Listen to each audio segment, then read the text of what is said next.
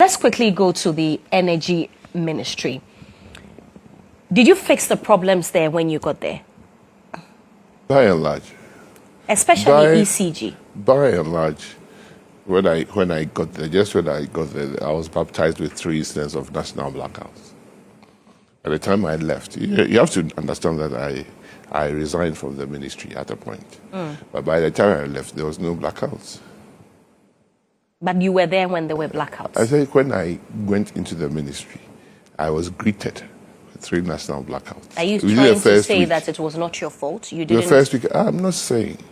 But what I did was to immediately get on the ground to see where the problem was. That is when I visited Grico and realized that the problems were with transmission. And that is why I came up with the phrase, because the work that needed to be done would not allow lights to be on while we're doing it. Because once they improved the transmission network, we never saw power rationing under my watch. What about ECG? So you're saying, so we have power on. Me and you will not be as much worried about ECG if our lights were on.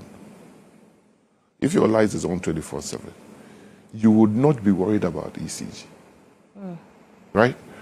But when ECG is not delivering that efficient service, and then it intends to ask for tariff increases, then me and you have a problem. So I can tell you that since 1997, there's been a lot of work that has been done on ECG to make it better. Right. So the whole country, all governments came to a decision that if we want more efficiency out of ECG and efficiency especially, then we have to start off bringing private sector interest. But the private sector interest or participation in ECG started in 1997. The various parts of the ECG system have been privatized. So if you see a vendor selling prepaid, say, well, it is because that vendor is private service provider that has been introduced into ECG.